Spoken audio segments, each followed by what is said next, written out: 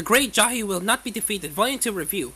Not to go alongside the streaming of the anime last summer, Square Enix began releasing the Great Jahy Will Not Be Defeated manga in the West. Thanks to the various problems plaguing the print industry, it is unfortunately taking 9 months for Volume 2 to arrive. But now it's here and it's time to continue following Jahy in a request to restore the Demon Realm. As we reunite with our heroine, we find her boasting to her boss about her having restored some of her magical power, allowing her to stay in her adult form for longer per day. Jahy thinks is a huge step and a goal toward restoring the demon realm at least until she talks to her former substrate drug, who mistakenly assumes Jahy's shard is just one of many she gathered that day and must surely surpass the truckloads that she's been retrieving week to week. Jahy understandably feels somewhat depressed after hearing how easily drug has been collecting mana crystal shards and ends up lying to save face.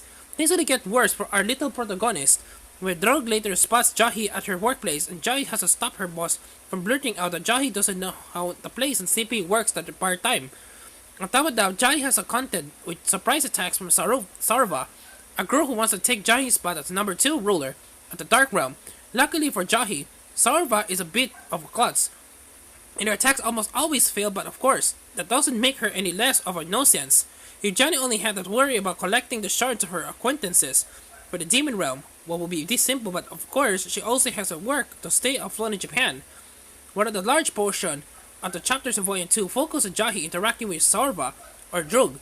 There's also a couple of more slice of life like tales involving Jahy running out of money before payday and coming down with a cold. These are the sorts of things she never had to deal with. One of the Demon Realm in both situations suitably humble her, which is important given most of the time her personality can come off as a little bratty entitled. I'm not sure the overarching storyline has moved on at all, and this is some of the series, but taking the time to better develop Jahy and Drog isn't a bad thing. There is plenty of this series still to come, and it's obviously for having watched the anime, and the plot will move along when it's ready. On Drunk on the Wall, I'm not sure that this book offers the same variety of comedy as an initial outing, which will work against it for some readers. Perhaps the underlying problem here is that we see a lot less of the boss and hand lady this time around, which is a shame since their personalities counteract Jahy better than Drog or Sarva do.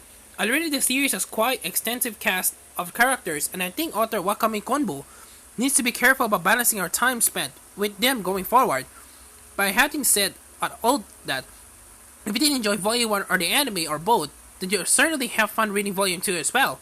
It may not stand on its own quiet successfully, but Jahy's day-to-day antics are still fun to follow. You can help but want to root for our heroine, no matter what situation she finds herself in, even if it happens to be a trouble of her own making. As previously mentioned, The Great Jahy Will Not Be Defeated Volume 2 comes to the West thanks to Square Enix manga, and it continues to be translated by Amanda Halley. The translation reads well with no issues to note.